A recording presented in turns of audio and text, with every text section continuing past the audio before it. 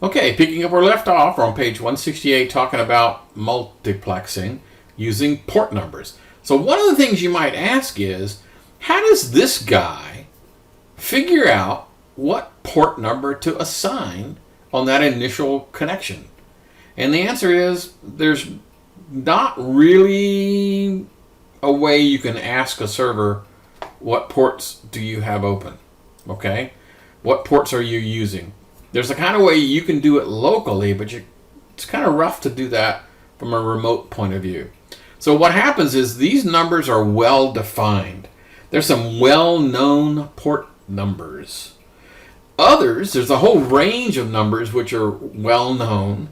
And then there's a range of numbers that software people can just do on their own. They can just randomly assign one, just pick one, as long as it's not being used, by the server.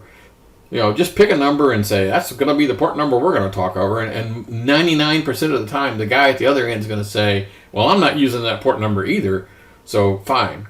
That's dandy. Okay, that's normally the way it works.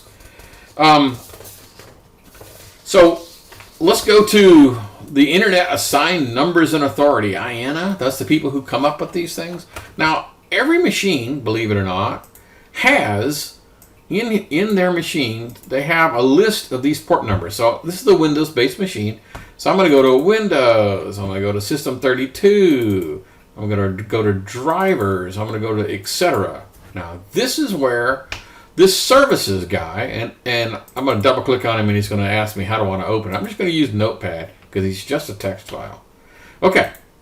Here is a list of the service name, the port number, and the protocol. Now, up to now, we've only been talking about TCP, but trust me, the same port numbers that apply to TCP also apply to UDP. Okay, and then some aliases and some comments and things about it. Let's scoot on down to port 21 is for file transfer service. Cool. Telnet. This is email at 25. There's lots of other cool things in here. HTTP is port 80. There's a bunch of other weird ones in here. POP3 is for email at 110. SQL Server and start the NetBIOS kind of things. That's the file sharing kind of things. IMAP is another type of email technology. Anyway, the idea is that here's the secure secure web, directory services, blah, blah, blah, blah, blah, blah, blah. There's a huge list of these things. These are the so-called well-known guys. Now, practically every machine has a list like this that you can use. So anytime a piece of software says, I need to talk to the web, it's going to, in theory, it would go here, look up web, the HTTP protocol, figure out what port number it needs to be talking over and what protocol it needs to be talking over, and go from there. Now, there are some obvious ones. I'm sure that most web browsers don't stop and look because, come on, they already know the answer. But the point is, these files exist on everyone's machine to allow you to pick what port number to talk over. Have you ever seen somebody come in here, like on a web page, and type in www.blah.com:42. Have you ever seen something like that with a colon in it? That means use that port number instead of the default. The default in most cases for the web is going to be 80 or 443 if you're using secure. But this is the way to go in and say, yeah, but I want to use 42 or whatever the correct answer is. Okay. Cool. So, let's do a cool little thing on our machine here. I've got a prompt here, and I'm going to type this thing called netstat. So, netstat is a way that you can go to a local machine and see what ports are currently open and where your machine is listening. Okay?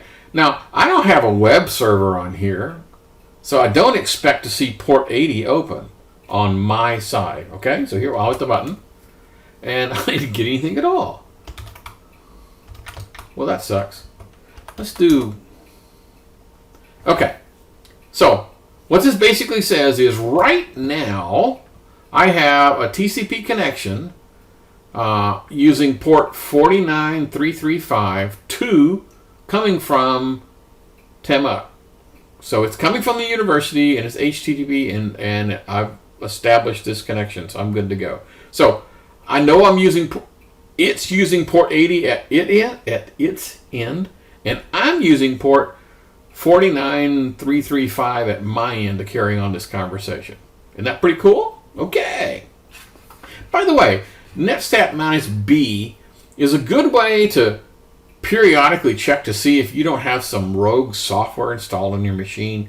Because, if you got software that's making a connection to the outside world and transmitting data, wouldn't you want to kind of sort of know that? Well, this is a way of showing every connection that your machine currently has, all the connections it has, and what services are running, and even it could be that like the name of the application. And if you see something in here that looks kind of funky, it's like, whoa, okay, that ought not be, Notepad ought not be transmitting data to some FTP site in Russia. Okay, so yeah, this is kind of some cool stuff. All right. Flow control. On page 174, they talk about the flow control part. And so there are two ways of doing flow control. We've kind of sort of seen this already. The one is what's called the stop and wait model, where I send you a packet, I just sit back and wait. Oh, okay, you got it? Okay, here's another one. Okay, can you imagine how inefficient that is? I send you a packet and then I just do nothing and wait for you to come back and say I got it before I feed you the second one? Yeah, that's kind of bogus, isn't it? So this is not really the way it works. It works great for describing how TCP works, but that's not exactly how it really works in real life. So in this scenario, if the receiver is really, really slow, okay? Let's say the receiver is I don't know, an Arduino box, a little onboard computer running at 2 hertz. It can do well, but it ain't gonna do it very fast. Then this would be kind of weird, right? The sender basically just has to sit back and wait and go, well, if this guy is so slow at responding, is it possible that I would time out? Yeah, it is possible, right? I could say, well, you didn't respond in a timely manner, but I was trying. Well, too bad. Here's that packet over again. Okay, so that's a possibility. One of the reasons why this is not a good idea. Okay, if the sender is kind of fast, well then now I'm waiting. Or somebody's going to be waiting. That's the bottom line. If the slow guy is waiting, and if this is the slow guy, you're going to be waiting. If this is the fast guy, somebody's going to be waiting. So in reality, what they do is what's called a sliding window. This initial connection takes place, and what it basically is saying is, how robust are you? And if the guy at the other end is a wimpy little machine, he's going to say, in this example, he's going to say, look, I only have a window size of 700. So if you're sending me chunks in chunks of 300, I'm only going to be able to take 2 chunks at a time. Okay. So what this happens is, I tell you what my size is. You send me 2 packets without waiting for me to tell you that it's okay. I send you 2 packets, and then I acknowledge as they come up. I can say there's a thing called a selective acknowledge, where I can tell you I missed number 4, or I could just say I've got 621. Thank you very much. We're ready for the next batch. Okay. Now, there's so negotiating the size of the window is kind of cool. If you're a robust machine, this could be 70,000 for a window size, and I can take a heck of a lot. Instead of having only 2 frames being sent, I can take 100 frames at a time. It'll just blast all 100, and this guy basically says, "Okay, thanks, I got them." Isn't that pretty cool? Or it could do a selective acknowledge and say, "Look, I'm missing number 44." Cool. All right. There's a diagram in the book which I don't like because it's horribly complex. So here's a simpler one that I found. So here's how it's designed to look like a clock face. So here's my initial sequence number. So whatever that thing is, this is the data that has been received, acknowledged, and delivered. Okay, cool. And so this clock face turns. This is the data that's been received and acknowledged, but I have not yet been delivered to the application. In other words, I've done it, but haven't sent it up the chain, so to speak. Here's the data that's been received, but I haven't acknowledged it yet. And here's what's left over. And so the way this works is this part of the pie just shifts. It just spins around. So all these sequence numbers taken in consideration. This is an efficient way of transmitting data. Okay, it's a little weird to visualize, and you can look at the alternate version of this in the textbook, but trust me, this one makes a little more sense, at least to me. And it all has to do with how big this buffer is and how this thing just basically turns. So that's essentially how sliding window works. So, in essence, sliding window is a way of taking lots and lots of packets at once without individually telling you that I got them. Cool. That's the key. All right. Let's continue and talk about establishing the connection. On page 177. Here's what really happens. And once again, these diagrams were designed to be very simple, okay, not factually correct. Now they actually are being factually correct. This sequence number is a random number, okay? In this case, whatever that is, 1,620,789. Okay, fine. I send that basically to you, and then I send an ACK, an acknowledged back that has that segment number plus the 300 plus the 1. So that means I've got that many bytes, and so then you send this to me and you send it back. So that's basically how that initial sequence number works. So it is a random number. It does not start at 1, even though several of the diagrams past showed it. Okay, and the reason why they did it that way is they don't want to have any reused segment numbers in a conversation, because let's just say, for example, you're in this spot right here where I've actually received it and I've acknowledged it, but it hasn't left yet. It's still inside my buffer because I haven't quite passed it up yet. And then I get a frantic, oh wait, here's another sequence number.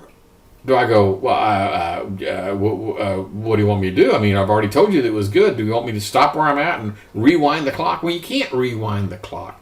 And so to prevent those kinds of things of happening, these random numbers are used. And it's basically designed so that you wouldn't ever have a legitimate need to have two sequence numbers occurring in a single conversation. Okay. All right. There's what's called a three-way handshake to make this happen, to negotiate these kind of things. Here's how it works. And I know this is a little weird. I've got a demo here that'll make it a little bit more sense. So here's my sender. So I send you a bogus TCP frame. It doesn't have any data in it. It's just the header part. It's got a made-up sequence number, right? Some sort of acknowledgement, relative, length. I send this guy to you. You accept it, okay? And then you generate your sequence number, because most likely every single one of these TCP connections is going to be read and write, right? Come on. It's going to be sending and receiving data both. So I really need two initial sequence numbers. One for the sender, one for the receiver. I mean, going back the other way, right? So this guy has it. He generates his, he sends it back, and he says, okay, thank you. I've got both numbers now, so I'm going to send you my first one. So it's this three-way handshake to kind of get things going. Okay, this is a good place to stop for the 15-minute mark. We'll continue this in just a few.